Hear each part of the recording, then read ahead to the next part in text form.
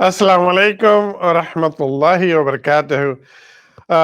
ناظرین، مخصوص صدیقی آپ کے ساتھ موجود ہے light of Islam Islamic T V program لے کر، اور جو ہے ہم دو پروگرام کر چکے ہیں۔ پاکستان کی آزادی کے لیے دو سیگمنٹ ہو چکے ہیں الحمدللہ۔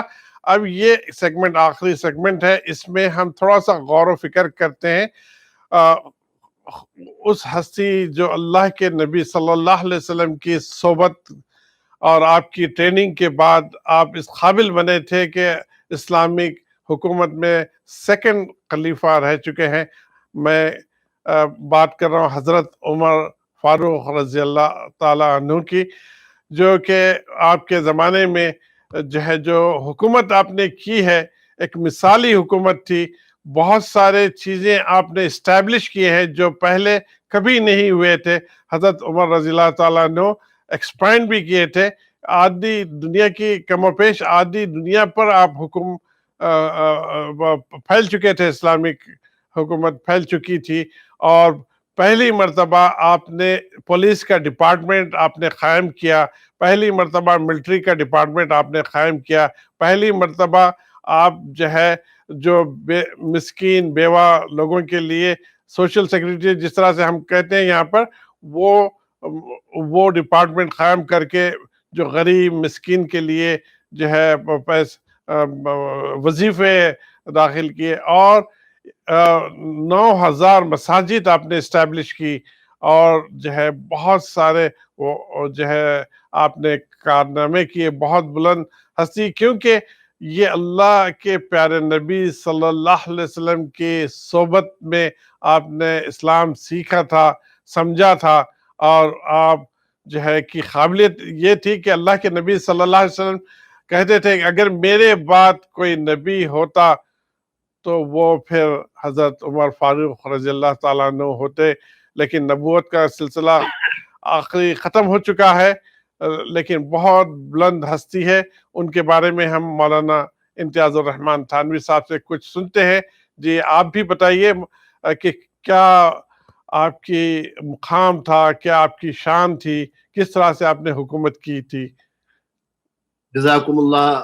ناظرین گرامی، ہم سب کا سب سے پہلے تو اس بات کو ذہن میں رکھیں کہ ہم سب کا یہ ایمان اور یہ عقیدہ ہے کہ اس روئے زمین پر اللہ اور اس کے رسول صلی اللہ علیہ وسلم کے بعد اگر مقدسات اور محترم شخصیات کا کوئی گروہ یا کوئی جماعت ہے تو وہ صحابہ کرام رضوان اللہ تعالی علیہم اجمعین کی جماعت ہے۔ بس بے شک بے شک یہ سب سے محترم جماعت ہے۔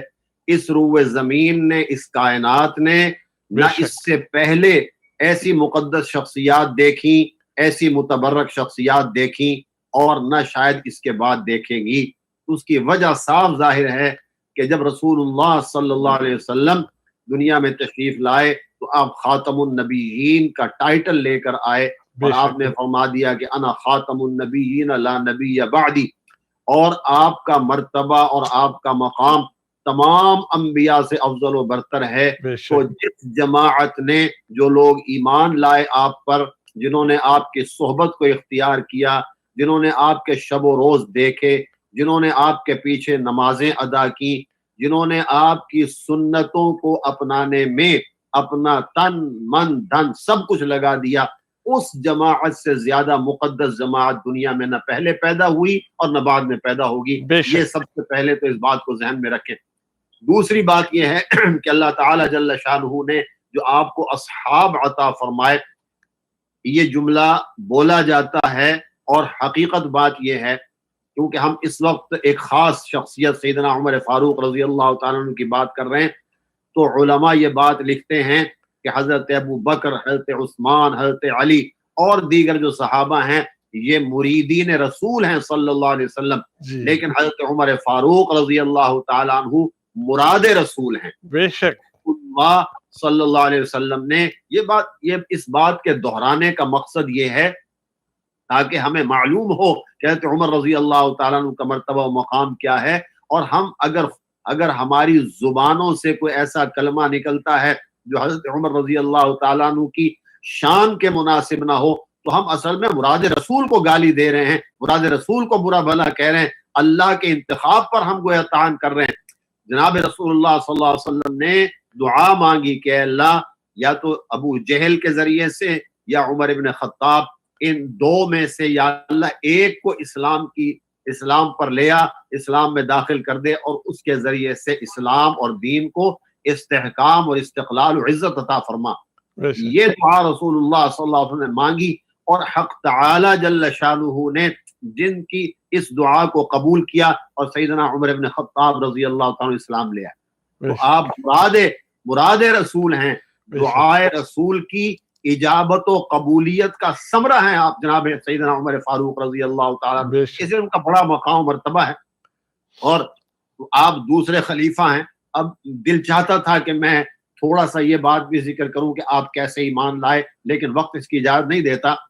جہاں تک آپ اس بات کا تعلق ہے جو ہم نے تھوڑا سا جیسے ہمارے بھائی مخصوص صاحب نے ذکر کیا ان کے طرز حکومت اور ان کا, تو سیدنا ابو بکر صدیق رضی اللہ تعالیٰ عنہ کا جب وصال ہونے لگا تو آپ نے نومینیٹ کیا کہ میرے بعد اگر کوئی شخص, تمام صحابہ میں اگر میرے بعد کوئی شخص 1,24,000 کے قریب صحابہ ہیں, تو فرمایا میرے بعد اگر کوئی شخص اس منصب خلافت اور اس خلافت کا حقدار ہے تو عمر ہے رضی اللہ تعالیٰ عنہ. اتنے اعتماد اور وثوق کے ساتھ جو شخصیت یہ بات کہہ رہی ہے اس کا ٹائٹل ہے خلیفۃ الرسول. حضرت ابوبکر صدیق رضی اللہ تعالیٰ عنہ چونکہ پہلے خلیفہ ہیں تو وہ خلیفۃ الرسول ہیں جی. خلیفۃ الرسول یہ بات کہہ رہا ہے رضی اللہ تعالیٰ عنہ کہ میرے بعد اب اگر کوئی اس منصب کا حقدار بنتا ہے تو عمر رضی اللہ تعالیٰ عنہ. چنانچہ آپ خلیفہ ہے, خلیفۃ المومنین اور امیر المومنین بن گئے. آپ کی خلافت پر سب نے اتفاق کیا سب لوگ. اور اس کے بعد جو کچھ دیکھنے میں آیا ہے وہ ایک بڑی لمبی تفصیل ہے کہ آپ نے اسلام کی اشاعت میں اور کیا کیا کارنامے سر انجام دیے, کتنے فتوحات کی, کتنے ہزار مربع میل علاقہ اسلام میں داخل ہوا, فارس اور روم کہاں کہاں تک اسلام کی جو ہے جڑیں پہنچ گئی, یہ دین پہنچ گیا. تو یہ تو ایک بڑا لمبی چوڑی گفتگو ہے.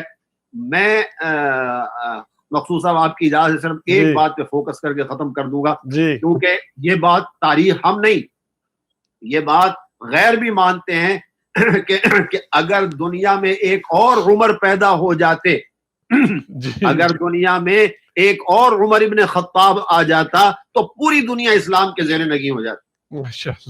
آپ اس سے ان کے طرز حکومت, ان کی سیاست اور جو ان کے رفاہی کام ہیں, جو ان کی لوگوں کے ساتھ ڈیلنگ ہے, ساری اس جملے کے اندر آ جاتی ہے کہ وہ شخص جو تھا, وہ جو شخصیت تھے عمر فاروق رضی اللہ تعالیٰ عنہ, وہ سیاست کو بھی سمجھتے تھے, وہ رفاع عامہ کے اداروں کی اہمیت کو بھی سمجھتے تھے. انہوں نے اگر جیل خانے بنائے, انہوں نے اگر ایک نظم و نسق ایسا قائم کر دیا, آج تک دنیا اسی نظم و نسق پہ قائم ہے. کوئی ایک لمحہ ایک بات بھی تو آگے ترقی نہیں کی.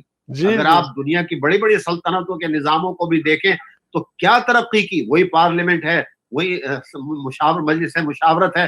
وہ کہ ہم نے اس میں خرافات تو داخل کی ہیں, لیکن یہ کہ جو نظام حکومت وہ بنا گئے. تو بہرحال یہ تاریخ کا ایک بہت بڑا جملہ ہے جو اپنی جگہ موجود ہے. میں صرف یہ بات عرض کرنا چاہتا ہوں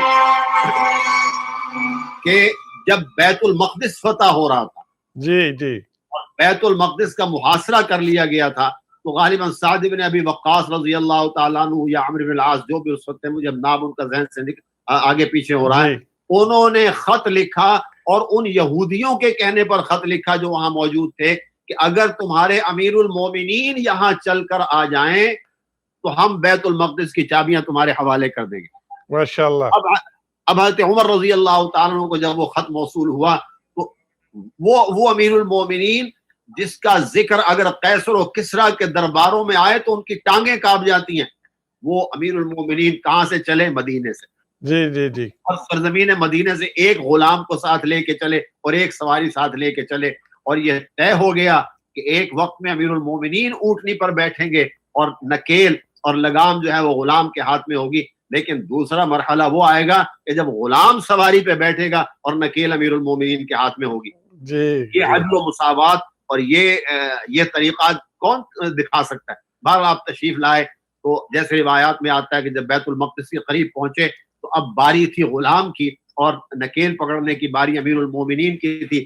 لیکن وہ جو امیر لشکر تھے وہ تشریف لائے, استقبال کیا اور کہا کہ امیر المومنین اب چونکہ بیت المقدس قریب ہے آپ بیٹھ جائیے. غلام کو راضی کر لیا گیا. جو قمیص, جو پیوند زدہ قمیص تھا جس میں پیوند نظر آ رہے تھے, لگے ہوئے تھے, وہ پیوند زدہ قمیص اتار کر ایک نیا قمیص دیا گیا کہ آپ یہ پہن لیجئے. آپ نے ان کی بات مان لی. بہرحال اور جب اب آپ اس اونٹنی پر بیٹھتے ہیں تو اونٹنی آگے کو نہیں چلتی. وہ کھڑی ہونے کے بعد وہ اونٹنی آگے کو چلتی نہیں ہے. لہذا نتیجہ کیا ہوا کہ حضرت عمر رضی اللہ تعالیٰ پریشان ہوئے اور میں اونٹنی کو بٹھا دیا, اپنا وہی پیوند زدہ قمیص پہنا اور وہی جب وہاں سے چلے. بس ایک جملہ بات ختم کرتا ہوں. یہ تاریخی جملہ ہے اور یہ ایسا جملہ ہے کہ آج اگر میری اور آپ کی اور مسلمانوں کی سمجھ میں آ جائے تو میں قسم کھا لوں تو میں جھوٹا نہیں ہوں گا کہ اللہ تعالیٰ وہ عزت و عروج ہمیں دیں گے جو ماضی میں تھا. آپ نے فرمایا نحن قوم اعزنا اللہ بالاسلام. یاد رکھو ہم وہ قوم ہیں جنہیں اللہ نے اسلام کی بدولت عزت دی ہے. بے شک. آج جب داخل ہوئے انہوں نے یہی سوال کیا یہودیوں نے, غلام کون ہے اور امیر المومنین کون ہے؟ اور جب انہیں بتایا گیا کہ غلام اونٹنی پر بیٹھا ہے اور نکیل جس کے ہاتھ میں ہے وہ امیر المومنین ہے, تو انہوں نے کہا یہ بیت المقدس کی چابیاں لیجیے. تو ہمیں یہ جملہ بس یاد رکھنا چاہیے, نحن قوم اعزنا اللہ بالاسلام. اللہ ہمیں عمل کی توفیق عطا فرمائے. یہ تو بڑا لمبا موضوع ہے, انشاءاللہ کسی وقت میں ڈسکس کریں گے. چھوٹی سی بات کی ہے لیکن اس کو انشاءاللہ اجاگر کرنا ہے. آپ بھی ذہن میں رکھیں, میں بھی رکھتا ہوں. الحمدللہ رب العالمین والعاقبۃ للمتقین والصلاۃ والسلام علی رسولہ الکریم سیدنا و مولانا محمد وعلی آلہ واصحابہ اجمعین. اے اللہ ہم نے جو کچھ کہا اور ہمارے ناظرین نے جو سنا اور دیکھا اس کو قبول فرما. اے اللہ اس میں جو اچھائیاں تھیں, جو اچھی بات تھی وہ اللہ کی طرف سے ہمارے دل میں آئی, ہم نے بیان کر دی. اور یا اللہ اگر کوئی بات ایسی یعنی لغزش زبان سے ادھر ادھر ہو گئی اس کو معاف فرما دے, ہمارے گناہوں کو معاف فرما, ہمیں صحابہ جیسا ایمان اور قوت ایمانی نصیب فرما. ہمارے ملک پاکستان کو اور جہاں جہاں بھی مسلمان آباد ہیں یا اللہ تمام ممالک میں اتحاد و اتفاق پیدا فرما, مضبوطی و استحکام عطا فرما, مسلمانوں کی عزت و آبرو و جان و مال کی حفاظت فرما. اللهم ارنا الحق حقا وارزقنا اتباعه وارنا الباطل باطلا وارزقنا اجتنابه. اور یا اللہ اس پروگرام لائٹ آف اسلام کو مقبولیت نصیب فرما. اور اللہ اس کے ذریعے سے ہمارا مقصد صرف یہی ہے کہ ہم دین کی باتیں خود بھی کہیں اور سمجھیں اور عمل کریں, اور جو ہمارے ناظرین ان تک بھی یہ پیغام پہنچے. یا اللہ اس پیغام کو اچھے انداز میں اور خوبصورت انداز میں ہمیں پہنچانے کی توفیق نصیب فرما اور اس کو قبولیت نصیب فرما. اور ہمارے بھائی مخصوص صدیق ان کے تمام اہل خاندان یا اللہ عزت و شرف نصیب فرما جو اس پروگرام کو چلا رہے ہیں, اور ان تمام بھائیوں اور بہنوں کو بھی یا اللہ عزت و سربلندی نصیب فرما جو دامے درمے قدمے سخنے اس پروگرام کے ساتھ معاونت فرماتے ہیں. ان کے جان و اموال میں برکت عطا فرما. رب ارحمهما كما ربياني صغيرا ربنا زدنا علما. اللهم اغفر لأمة محمد صلى الله عليه وسلم. اللهم ارحم أمة محمد صلى الله عليه وسلم. اللهم تجاوز عن أمة محمد صلى الله عليه وسلم. وصلى الله تعالى على خير خلقه سيدنا وحبيبنا وشفيعنا ومولانا محمد وعلى آلہ واصحابہ اجمعین. امین یا رب العالمین. یا اللہ مولانا صاحب کی دعا کو قبول فرما. یا اللہ یقیناً یہ پروگرام میں جو بھی اچھائی تھی اللہ آپ کی طرف سے تھی, جو بھی اس میں غلطیاں تھی یقیناً غلطیاں بھی ہوئی ہوں گی, کمی پیشی بھی ہوئی ہوگی, میرے طرف سے تھی, معاف کر دے یا اللہ, معاف کر دے. اللہ ہم کو صحیح معنوں میں مسلمان بنا دے, تیرے حکم اور تیرے نبی کے حکم پر اپنی زندگی کو ڈھالنے والے بنا دے. یا اللہ ہم سب کو صراط مستقیم پر چلنے والے بنا دے. یا اللہ ہمارے مرحومین کی مغفرت فرما. یا اللہ میرے والد مرحوم محمود صدیقی کو اس کا اجر عطا فرما. میرے والدہ مرحومہ حمیدہ صدیقی کو اس پروگرام کو قبول کر کے اس کا اجر عطا فرما. جتنے لوگ اس پروگرام کو دیکھے ہیں, جتنے لوگ اس پروگرام کو دیکھنے والے ہیں اور جتنے لوگ اس پروگرام سے منسلک ہے, یا اللہ ان کے والدین اس دنیا میں نہیں ہیں تو ان کو بھی اس کا اجر عطا فرما. آدم علیہ السلام سے لے کے آج تک ایمان کی حالت میں آپ کرنے آ چکے ہیں, یا اللہ ان سب کو اس کا اجر عطا فرما، اور جو ہم زندہ ہے یا اللہ ہمیں صراط مستقیم عطا فرما۔ اسی نوٹ کے ساتھ آج کے پروگرام کا اختتام، انشاءاللہ زندگی رہی تو آئندہ اتوار کو امام حسین رضی اللہ تعالیٰ عنہ اور پورے خاندان کی شہادت پر انشاءاللہ پروگرام کریں گے۔ تب تک کے لیے السلام علیکم ورحمۃ اللہ وبرکاتہ۔